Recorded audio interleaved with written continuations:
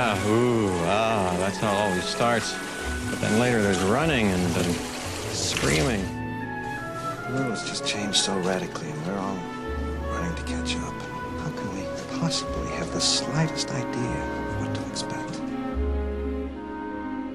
The best intentions. Some of the worst things imaginable have been done with the best intentions. Dr. Malcolm, here to share a few campfire stories with my uncle. You can convince the Washington Post and the Skeptical Inquirer of whatever you want. But I was there, I know what happened, and so do you. I don't think you're giving us our due credit. Our scientists have done things which nobody's ever done before. Yeah, but your scientists were so preoccupied with whether or not they could that they didn't stop to think if they should. Hello, welcome to the August edition of Jurassic Minutes, where we discuss recent movie, toy and franchise news for the Jurassic series. I'm Brad. I'm Dave. And we're here to discuss a pretty packed month of news. We got some new figures to talk about, Colin is up to his old tricks again, and the COVID virus is still messing around with Domonion's shooting schedule. All that and a lot more coming up on this show. 15 years ago, John Hammond had a dream. Like John himself, the dream was grand. It was outsized, it was bold, it was impractical, it was not to be. David, any new toy purchases this month? Or props? Not toy. Well, yes and no. They're not toys, but I do have some. I did get a new kind of prop in. I got a couple of new books in that are Jurassic related. A book called The Dinosaur Data Book, which was used in reference for Jurassic Park 3. And then I also got hold on. I'm forgetting the titles of them. I got a couple in. I got The Prehistoric World of the Dinosaur by Dr. David Norman. I'm sorry. This was a book that was used as a prop replica, or not prop replica, but as a prop for Burke, for Dr. Robert Burke, when he did his photo shoot in The Lost World and so that was kind of just. I mean, it was kind of interesting. I was kind of curious what was inside of it. It's actually got some really neat old kind of vintage dinosaur photos and dinosaur depictions. I mean, it's vintagey, but it's fun. It's got like a couple interesting old pictures of the Field Museum I've never seen before. Yeah, it was good seeing online on Twitter and that you posting up the photos and trying to hunt down what the book's title was and that, and it was pretty quickly actually that some answers started flowing in and you were able to pick that copy up.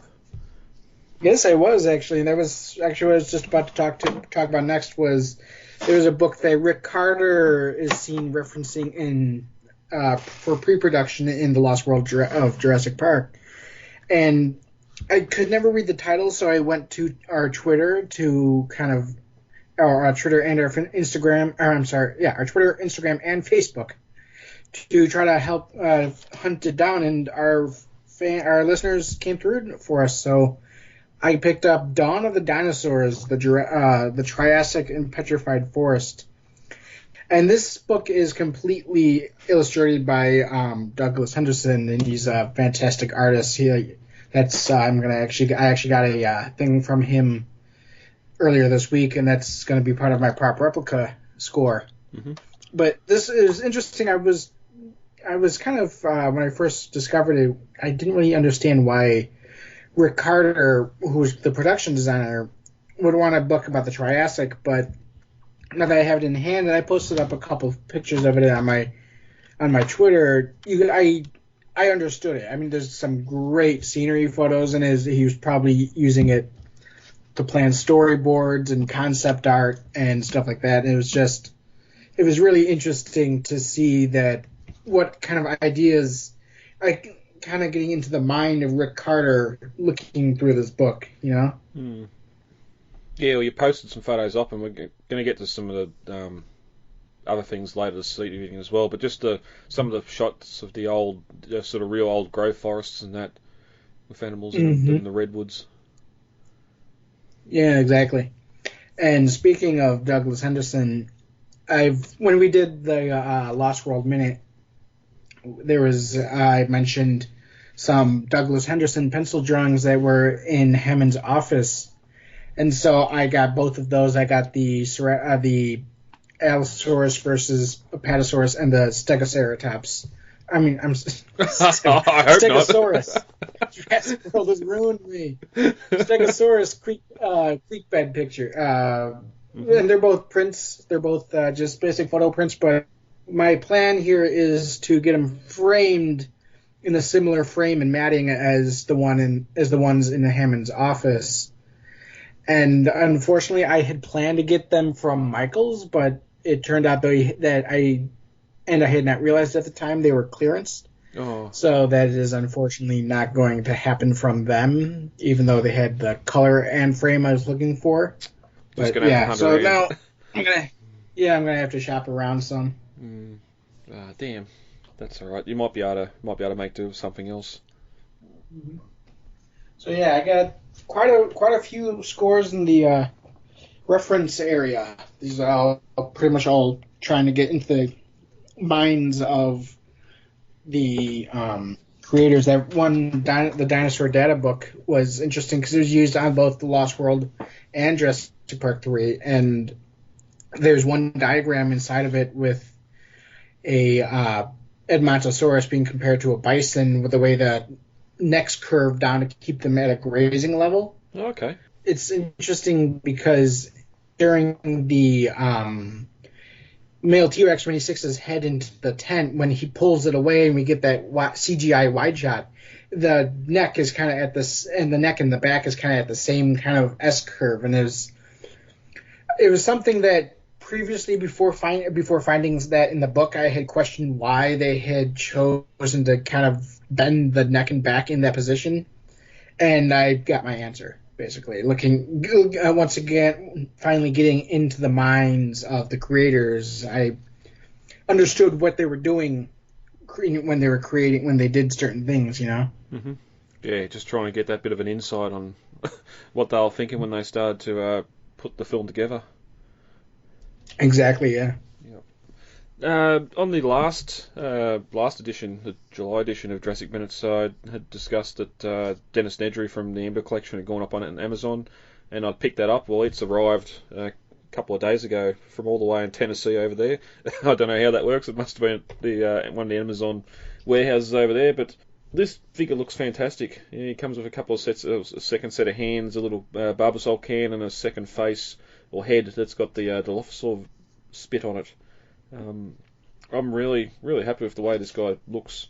Yeah, that one looked really, really good. Glad you got that one, man. Yeah, and then pretty much as soon as we stopped recording that episode, the Dilophosaur come back up again. So I got that and got a notification a couple of days ago that it's on its way. So I did watch a couple of views and did see that that paint missing from inside the crest and that. But I think I've mentioned before it's going to be an expensive e-stock sign to get that.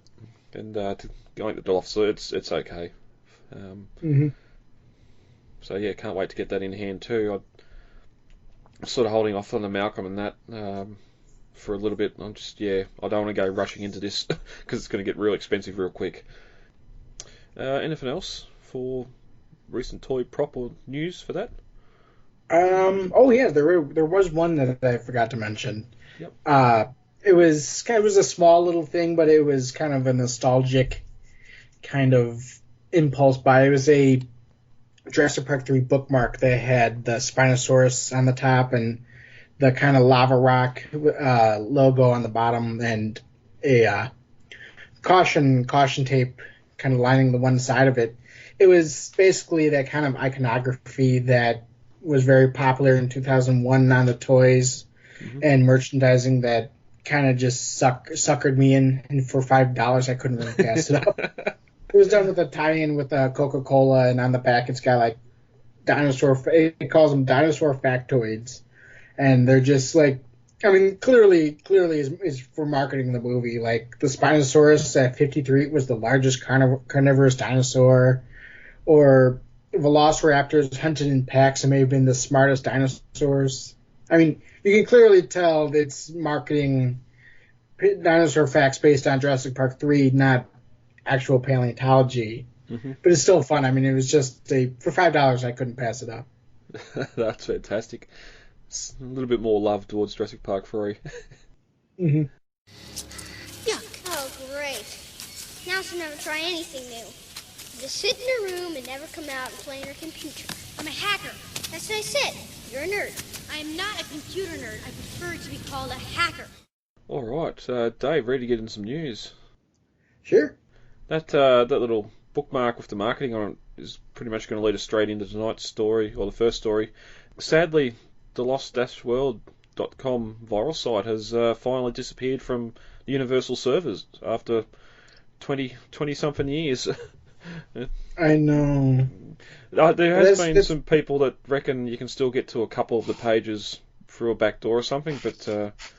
Yeah, there's the Wayback Machine that does screen. It basically recreates a website by downloading the entire page of that website, and I'd say probably a good maybe 85-90% of the site is still there through Wayback, but it's just not the same, you know? No. I mean, it's not the same as being officially still there through Universal. Mm. Yeah, like going all the way back to those early days in '97, it was probably the first real website I constantly went to. when the internet finally got here, or we got computers in school to go on the internet all the way back at the start of high school. But yeah, I remember just spending days and days not doing spreadsheets and having me three-quarter floppy disks, just saving everything. That InGen revolving logo was probably one of my favourite things from that site. Being able to go into the InGen side of things, and yeah. I had a GIF just to just to cover my bases there. I had a GIF of the InGen spinning logo that had sadly is no longer a GIF on my computer. I mean, it's still the image, but it doesn't spin anymore. I can't get it to spin anymore, no matter what I do, which is kind of disappointing. I think it somehow got transformed into a JPEG. You know, I'll help you out with that because I'm pretty sure I've got it here. I can send it to you. Oh, that's cool. Thanks, man. Yeah, that's all right. You need a little InGen in your life. But yeah, I remember getting to it through the Jurassic Park 3, or not Jurassic Park 3, but the Jurassic Park Institute site that came out right after Jurassic Park 3, and that was like one of the few websites that the firewall on the school computers would let me get through. Yep. Along with what was it, explodinggames.com or something with Kitten Cannon and all those sadistic stuff. But yeah, it was I remember that I would get it through there. I was never really big on the Institute website, but I remember visiting the Jurassic Park the LostWorld.com website a lot, as well as the Universal site that would advertise the DVDs. Mm-hmm. Well, yeah, it was multifunctional. It advertised the site, the movie coming out, Universal, and also had the link there for Jurassic Park The Ride, which was being built at the same time and about to be released, or about to be open to the public. But yeah, it's like even the InGen side of things with all the emails and that sort of, especially after reading the book and not knowing what the film was going to be, going through a lot of those email stuff was sort of reminiscent of a lot of the stuff that was in the novel. Which sadly is that passcode locked area is one of the areas the Wayback does not have. You know? So that's I know. Because I'd finally found the passwords and written them down in the on a pad of paper, and then I went to try them, and it's like, nope, we don't have that page. I'm like, damn, 20 years too late. Well, that leads to some of the exploration of the site too, like Hammond's office, going to the filing cabinet, seeing the files for those 4 files for the 4 characters that were going to the island: Ian, Sarah, Eddie, and Nick. And then the 5th file, of course, with the passwords for the computer. The inbox tray was linked to the forums you go to, and I remember back then I used to go to the forums and just ask, does anyone have blueprints for the RV or the worker village, even though they didn't exist. not knowing back at the time that sort of stuff wasn't in the fans' hands, but and even the bookshelf with links to the Jurassic Institute and all that, like you're just saying. Yeah. The good old days of message boards and IRC chats. Yeah, that's it. Yeah, I'll have to check my hard drives because I thought I had a lot of that stuff backed up. And I'm thinking it might have been lost in the great data loss of 2005. I hope it wasn't, but I think it was. I'll have to check into that. Lost World, you will be missed. Rest in peace, 1997 to 2020. another innocent life taken by 2020. Yes, indeed. Sad there were two of them. There was a sibling in case this one didn't survive infancy. Where's the sibling? She ate it. Coming up next, we have a new trailer's been released. There's another Lego series, Lego feature on the way for Jurassic World. This one titled Jurassic World Double Trouble. We don't have to go into a lot of it. I'm sure everyone's seen it. Looking at the sibling Indominus Rexes being hatched. Mischievous. No, I can't even say that. Yeah, Simon Masrani's up to mischief anyway because he's being kicked off the board by his brother. Grendel, Hansel. I haven't watched it today, but and he gets Wu to breed the two Indominuses for him to get his spot back as CEO. So a good little fun thing here. We don't really know a lot of the siblings from Jurassic World. I don't think we need to take too much of this as canon, but just some good fun Jurassic content on the way again from the Lego crew. Plus, it's always great to get some kind of interesting backstory, even if you, like you said, if it's not canon on the Indominus siblings. I mean, all we really basically get to see of it is it hatched, and then next thing we learn is she ate it. Yeah. Which will be interesting if the two will survive at the end of this feature. I'm guessing it's just a run movie. There's not really a lot of information on what it actually is, but maybe they'll sort of tie in some way there of one eating the other, or maybe that means Masrani's going to eat his brother as well, because there's a lot of stuff during the trailer of seemingly the Indominus being imprinted with the behaviour of Masrani, copying a lot of things that he does, which takes me back to that Hammond quote, he likes to be there when they're born, so you can imprint. Well, I mean, if that's true, then maybe somebody should check Masrani's basement for bodies. Indeed. Because Indominus was a psychopath. Yes, it was. Who's hurt? What do you need? We need rope. Rope? What? Anything else? Yeah. 3 double cheeseburgers with everything. No onions on mine. And an apple turnover. Next up, in a little bit of Camp Cretaceous news, we've had some photos and that revealed during the last couple of weeks of Camp Cretaceous roaring into McDonald's. We've seen photos of some of the characters and characters both human and dinosaur, as well as it seems they're going to come with some little books as well. I'm guessing in the Happy Meals. McDonald's always finding a way to make me buy Happy Meals. I don't even have a kid. Yeah. And I haven't got the photos up now, but the photos of the toys seem pretty good. So I don't know if it's going to come to McDonald's Australia or international. Wait and see, I suppose. But I think September 8th it's going to be till for the next month. But I think they first start coming out on the 8th of next month. And I won't deny I am going to go after these. I especially kind of hope for Bumpy. I know that Universal has kind of been hoping that Bumpy will be Jurassic Baby Yoda. So I'm kind of hoping that my odds will be in my favor in that case. But at the same time, there's some very interesting kind of things going on with toys, because I mean I know the McDonald's toys are usually like really cheap plastic, but these actually kind of look like a little bit more of effort's been put into them, which is something McDonald's hasn't really done for quite a while now.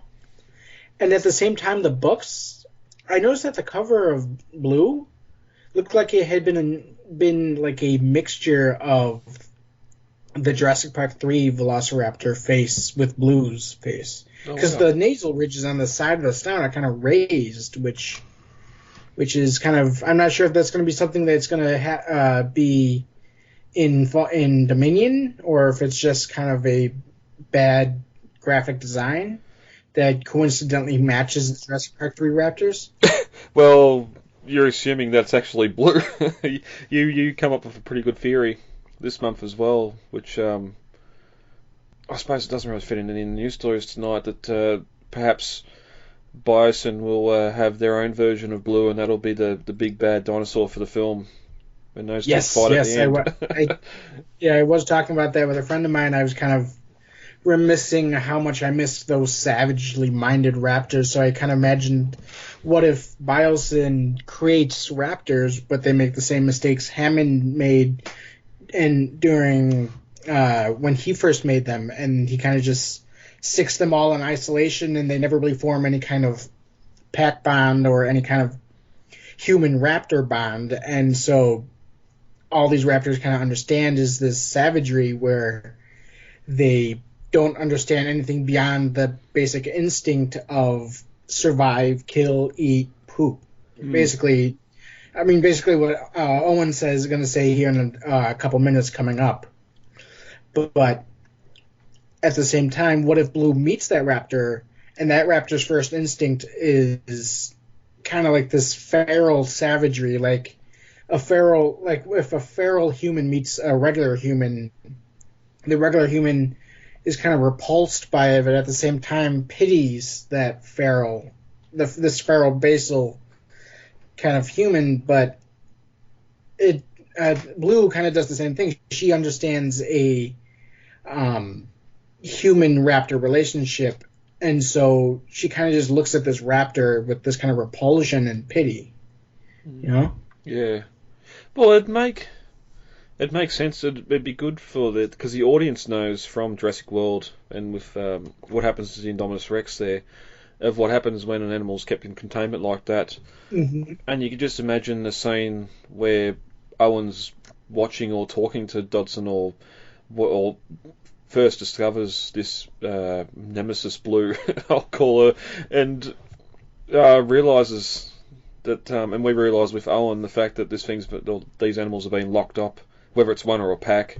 We know this is going to be the Indominus all over again, and they're in trouble. Mm-hmm. I can see it coming. I can see it coming. Mm-hmm. Well, at the same time, I mean, even the raptors that InGen kept on Jurassic Park, they still had pack bonds with the big one as the pack leader and kind of a loose pack structure with subordinates, and anybody who didn't fall in the line was met with a claw and the tooth. Mm-hmm. But what if we got, say, a raptor like the Indominus kept in isolation? It's just that one raptor, and so we get a replication of what we got in those first two movies of this kind of feral savage raptor, but it encounters a raptor that does understand pack structure. So it'd be almost like a Jurassic Park 1 raptor meeting a Jurassic Park 3 raptor, because we got the Jurassic Park 3 raptor understands a pack structure, understands communication within that pack structure, versus just pure, insane, raw instinct. Mm. Yeah, it's a scary thought. In a way, that would also kind of satisfy fans who have always kind of wanted to see a matchup between the Jurassic Park / the Lost World Raptors versus the Jurassic Park 3 Raptors. Because even though they both kind of seem to have the same intelligence potential, the Jurassic Park 3 Raptors have this much more vocal, kind of organized pack structure where they vocalize to each other, they create a hunting strategy and pattern, whereas the the Jurassic Park raptors or the Lost World raptors are more instinctual than that. They use more non-verbal cues, more visual cues, and hunt in a kind of disjointed, instinctive way, striking almost like a tiger would from the long grass, but having no kind of singular game plan. They hunt for the betterment of the individual versus the betterment of the pack. Yeah. Again, fingers crossed. I rescued your hat. Dr. Grant, we need to go now. Oh, yeah. Well, that's the important thing. All right, continuing on with the Dominion theme now. Sam Neill and Laura Dern have been posted up a photo on Twitter each at the start of the month. Sam Neill posted hello old friend and a shot of a new fedora hat. Not the same one from Jurassic Park 3. A lot of people have been comparing it to that one. It's very similar. He doesn't have the same hit hat 20 years later, people. That's not how it works. I was going to say, arguably, you could potentially argue it as the same hat, just with a new hat band, because, I mean, I have hats in my collection that are well over 20 years old, and it does look to have some distress on it, some kind of probably fake costuming dirt or something. But the biggest difference between this hat and the Jurassic Park 3 hat is the band, whereas in Jurassic Park 3 it was a tied ribbon band, whereas this one seems to have a kind of leather band, a thin leather band around it. Yeah. And the pinch is also a little looser, but again, you could also argue that does happen with older hats. The felt kind of doesn't become as malleable. Well, also too, it did spend a considerable amount of time in the water when Billy rescued it, so true. And it had to be remoulded. That's another key thing too, is that Billy rescued this hat in the first movie. His hat was left there on the main road outside the Tyrannosaurus paddock, whereas he actually got the hat back at the end of Jurassic Park 3. Yeah, I'm just trying to think now. When he gets out of the truck at the dig site and Billy's seducing a student there, is he wearing the hat there, or is it only when he gets on the plane and goes to sauna? I thought he might have been wearing the hat at the time. I'm pretty sure he's wearing it when he's talking to Kirby about the yeah. too. Yeah. So it's not just a going out hat. It's something he does wear all the time. Well, when you're out there in the sun, there's no trees. Yeah. I mean, it's a necessity. Yep. So yeah, good little pick there from Sam. He's there back on the set filming at the moment. Laura Dern's photo she posted up was simply just the director's chairs that had her name, or Dr. Ellie Sattler and Dr. Alan Grant on them on set as well. Nothing from Jeff Goldblum yet, which is odd, but yeah, both of those two actors got a photo up on Twitter from something related to Dominion anyway. Goldblum did tweet out a I guess a bunch of the cast members put together a stone logo of the Jurassic Park logo out of like a bunch of rocks that I guess they found, either were supplied with or they found around. I don't know.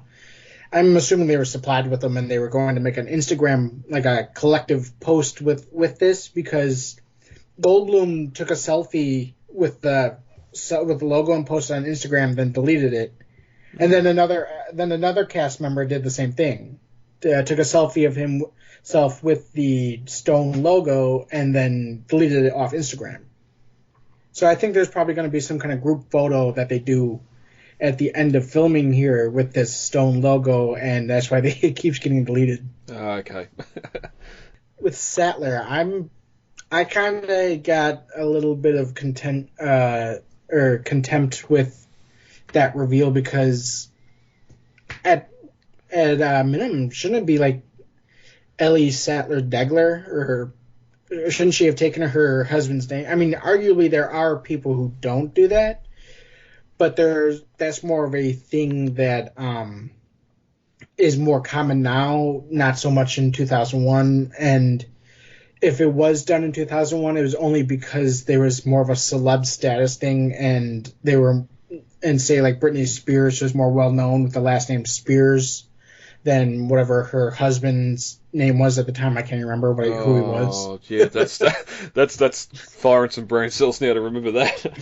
But yeah, I mean, I really hope that we do get some kind of confirmation that Mark Degler isn't just being ignored for the sake of nostalgia, and that it's not like, oh, he's died, I'm with Grant again. It's like, come on, he exists. Don't just write him out just for nostalgia bait, you know? Yeah, when I seen this, I was incredibly disappointed that it was there. But then talking to some fans and that, learning, okay, well, maybe academic reasons she's kept the Sattler name just because we know in Jurassic Park 3 she was writing a book, and she'd want that Sattler name on it to sort of familiarise with previous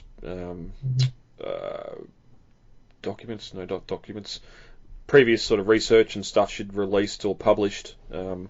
She'd want that familiarity instead of having Dr. Ellie Sattler, brackets, formerly Sattler or Degler or whatever, on the front of a book. So, in retrospect, I did forget about the book. I mean, she could be trying to do that celeb recognition thing where in a post-San Diego incident world, it's known that she was involved with the Jurassic Park incident in 1993, and having that last name tied to the book would be better promotional, you know? Yeah, well, that's it. And sort of thinking more along those lines, I'm sort of more hopeful that, okay, well, that might be the way they're going to go, and it's not just going to be a Jurassic Park 3 doesn't exist and Ellie and Grant got together. Which, then why isn't it Dr. Ellie Grant? If it was Dr. Ellie Grant, then we'd have trouble. By the way, Dr. Sattler, she's not, like, available, is she? What? Yeah, I'm sorry. You two are, Yeah. One character that's going to be in trouble, maybe, is Jake Johnson. Due to the whole COVID thing, he's been busy filming on season 2 of Stomptown, and it's sort of clashing with the scheduling for him or his return into Dominion. Article up here, him and Colin are sort of working out, trying to get some filming done around his busy TV schedule. Mm-hmm. And I do love his enthusiasm in the interview that they have of him here. Here he's like pitching to Trevorrow, well, if I come back with this PTSD thing, and I'm wearing a it was a ponytail, army jacket with a ponytail. And Trevorrow was like, no. Well, he didn't really live through anything. He spent the whole time in the control room. Yes, he's seen some stuff on monitors, but he wants 70 sunglasses and always smoking a cigarette. Very John Arnold.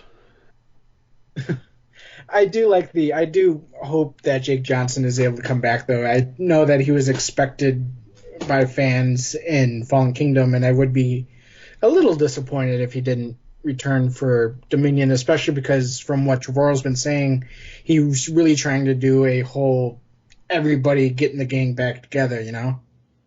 Yeah, well, this being the end of this new trilogy, you sort of want to have a bit of full circle to it, especially when you only had Claire, Owen, and Rue really returning for Fallen Kingdom, which I still think's a shame. Ian, the animal's dehydrated. The first thing it's going to do is go to a water source, and then it's going to look for the next thing its body needs. All the containment equipment is here. We've got to get it back to the dock. The boat might still be seaworthy. On the whole COVID front with Dominion, unfortunately it sounds like their filming in Malta has to be pulled right back. Sam Neill, Laura Dern and Jeff Goldblum have been sort of told they're not going there due to a big spike recently in new COVID cases. Mm-hmm.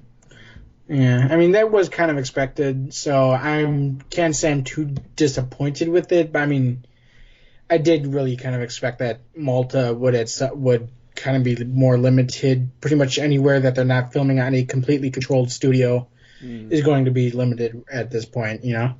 I mean, because it's on a closed set, you can pretty much control everybody who's there, what everybody's wearing, making sure everybody's disinfecting. I mean, on a more open air set like Malta or something like that, you can pretty much guarantee that you're going to have the necessity of some kind of extras and local workers and stuff like that. That's always obligatorily or whatever. It's always kind of tied in with the on location set. You're always giving back to the local economy in a sort of way. Like when Spielberg filmed in Eureka, they were all staying at a local hotel, you know? Yep. And that's something I'm sure they're doing at Malta too. They're probably staying at a local hotel, which itself brings COVID issues because you're probably necessitating like kind of daily disinfection and all kinds of stuff that it basically increases COVID security even more than it already is. Well, I'd imagine they've probably booked out the entire hotel just for the crew, just so you haven't got any risk of cross-contamination there. But the Deadline article here does state that Domonion was to have a significant presence in Malta with the first and second unit, but now it's mainly going to be the second unit crew shooting there, which when we get to our next story, maybe what we're going to be getting there. But yeah, the principal characters and actors won't be heading over, so we might just get film backplates, CG backplates of Malta put behind Chris Pratt on the green screen. Maybe. Mm-hmm. Yeah, I was thinking that too, because a second unit does imply a larger kind of big scale action sequences taking place here. So I'm assuming that they can't get their principal actors and cast on location. They're gonna set them up with green screen behind them and just kind of double them in. I think this was Gennaro. I think this was too. Well, that'll take us straight into the next story. The New York Times posted up some on-set photos, one of which we get to see the return of the animatronic Compies, and some Eagle Eye fans have spotted some archways in the background, which is very Malta. I think there's some actual on-location photos of these archways. I don't know what the town is now, where it was, but important thing here, Compies. It's difficult because the archway there, while it matches the stonework at Malta, seems to be more of a studio set. So I'm guessing this is probably a interior scene that's being filmed back at Pinewood. You know, you can definitely see the way it transitions from those archways into seemingly a studio. Yeah, because then the next picture we have is Chris Pratt, and I can't tell who he's... it's calling DeWanda Weiss's Kayla character, who I think was revealed to be a pilot, are walking through a coniferous jungle back at Pinewood Studio. But yeah, copies! I love copies. The return of the glass red eyes like they did in Fallen Kingdom. So a little bit different to what we've seen them before as in the Lost World and that, and also the skin seems to be a little bit more matte coloured, not that shiny amphibian-like skin. But they went back to the Sam Winston animatics, Marquettes. I'll get my words out one day. It's also kind of hard because it looks like they are, again, doing the sexual dimorphism, where one is kind of a jungly green and the other one's more of a pale yellowish green. And so it's kind of also hard to tell because they had that studio light shining down on the animatronic as we see the crew member here working with them. And then I'm so in love with this Pinewood Studio exteriors jungle set. I mean, it's got everything that I could possibly want. It's got those kind of shadows. It's got fog. It's got Chris Pratt and some other person walking through with that kind of adventure gear. Yeah, it's a great shot. Just that real ancient looking forest, more ancient than what we've seen before on the islands. Yeah. And then, of course, you got the Spanish moss hanging from all the trees here, which is I've always felt that's kind of been creepy. There's just that moss hanging from the trees. Yep. We won't get too much into the last story, but do you think this is Sauna? I don't think so. I'm assuming, based on what we've seen previously, that this is supposed to be the same location that was being filmed at Vancouver. And I don't think that was Sorna, just because I think that Sorna, we're away from the islands at this point. Sorna, for all intents and purposes, is no longer a viable option. And I don't see any reason why they would return to it if it doesn't have, quote-unquote, a dinosaur population. I think that this is based on previous leaks, a Pacific Northwest location, and I think that this is more going to tie in with some of the other set pieces that we've seen previously versus being an entirely new location. So possibly after the animals escaped Lockwood Manor, they've gone north into this darker... north.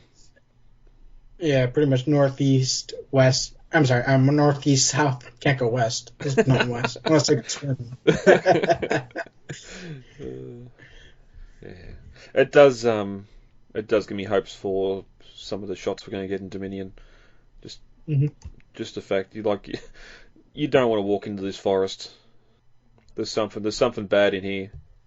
Yeah, it's definitely got that dark primordial forest jive going on, which is something that I really love that they did with with the Lost World, and it's something I kind of hope that they really press in the promotion for this movie. Like don't show all dinosaur shots. Don't do what they did with the last two movies and show all the goods right up front.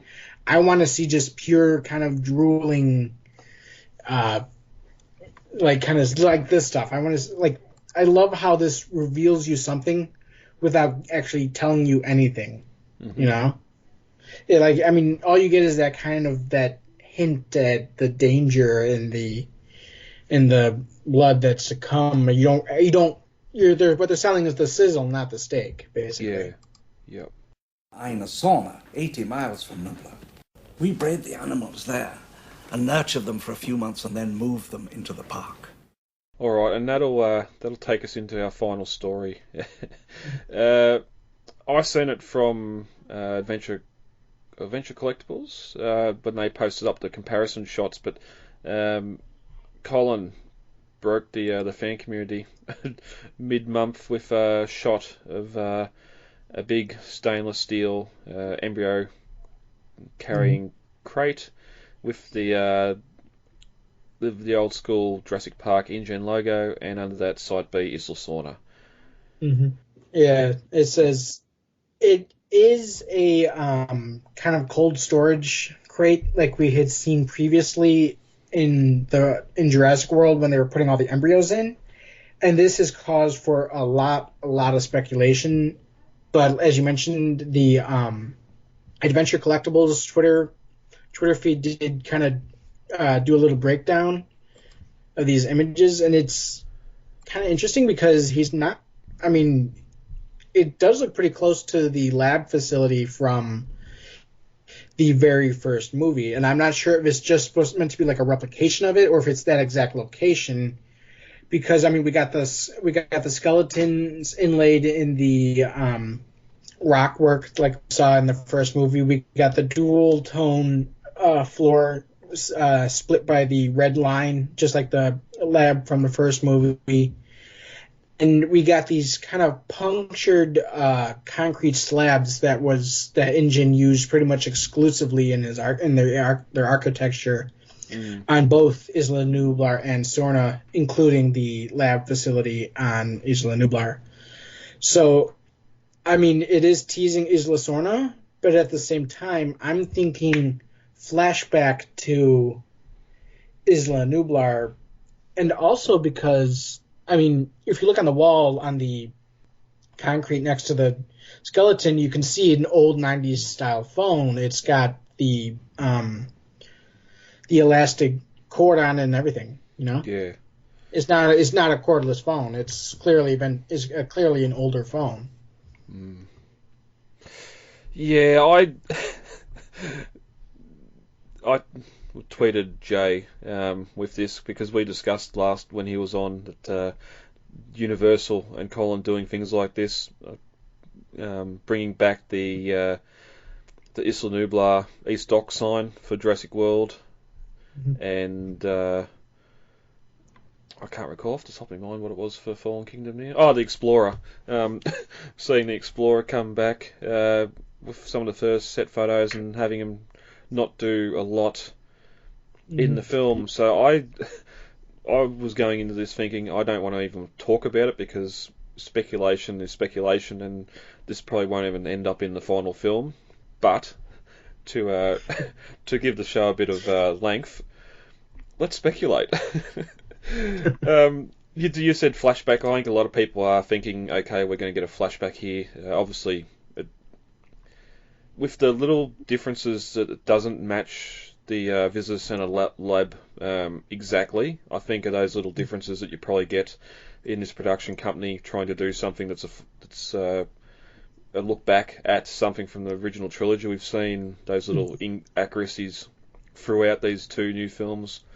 Yeah, exactly. I mean, you could go into numerous examples of basically design choices that, even though the creators probably should have did their homework, they didn't quite, and so you just get these kind of small inconsistencies, like the phone on the wall that can't be found in the first movie, or like, I mean, it's just small minor things, like the steps being kind of hidden or whatever they are on the visitor center in Jurassic World, or even big things where the island shape is outright different, you know?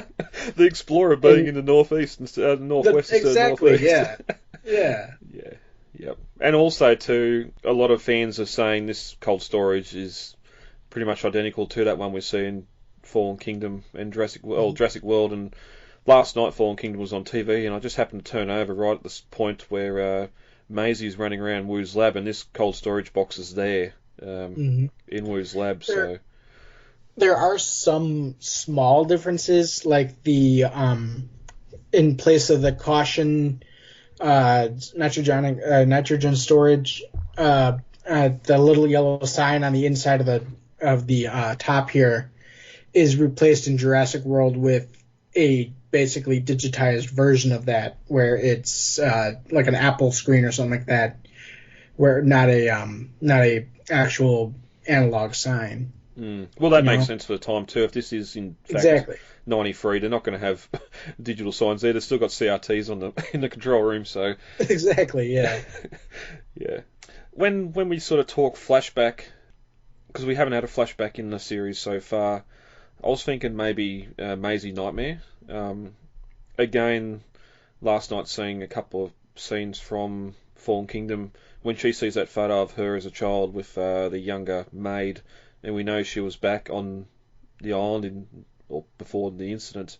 Maybe she's dreaming of when she's starting to get flashes from her previous original copy of the clone, or whatever you want to call her original self. Like a kind of genetic memory thing? Yeah. That could very well be. I didn't think of that before. I know that a lot of people, when this first came out, was thinking that back when people thought it was on Sorna, they're kind of thinking, well, maybe that's where they took the embryos and Wu after clearing them out on Isla Nublar, and that the reason that that Hoskins' InGen team cleared out the dinosaurs on Isla Sorna was to set up a base on Isla Sorna, and in turn that would have been where those InGen guys came from in the finale of Jurassic World. Mm-hmm. But actually, knowing what we do know now, I actually like your idea. Well, even if there's a meeting, if Dodson sees her and realises who she is, if he was trying to find an employee back in '93 to do the job for him, and before he found Nedry, he was looking at some other things and seen that Maisie had been to the island or something, or was going for that nanny to try and get access to the embryos, and he sees this little girl again and realises that, hey, I've seen you at this exact same age back in '93, and that's why she's kidnapped, or something along those lines. But another good idea, especially, or even manages to sneak in with the tour group that Hammond is privately giving a little tour of the facilities of, because, like you said, the original Maisie did see the park before she died. It's possible he managed to kind of act as some kind of corporate spy, because that was what he headed back in when he was in the books, and he was the head of the R&D. Basically, did a lot of his stuff through corporate espionage. Yeah. You know? Yep. And the other possibility too is this shot of this container. The colours are a lot more. I'm not going to be able to use the correct term, not saturated, but a lot of that sort of warmer colours, where you look back at the original film, the lab was a lot more sort of white, or a cleaner white colour. Whether this is a flashback to Dodson going back after the park's been evacuated, and this may be a few weeks later. I think in the end, the site being Isla Sorna being on this crate may be just a tie-in to the fact that back in Jurassic Park, Sorna was a thing, even though in the original film it wasn't, and just being a little Easter egg like that. Yeah, it could be. And like you said at the beginning of this discussion, it could be the Isla Sorna thing could just be just something there in the background. It's not actually kind of a plot point, you know? Yeah, well, and as you brought up too, the fact that DPG had said that Sorna was dead, all the animals taken off. It's hard when you have people involved in the universal viral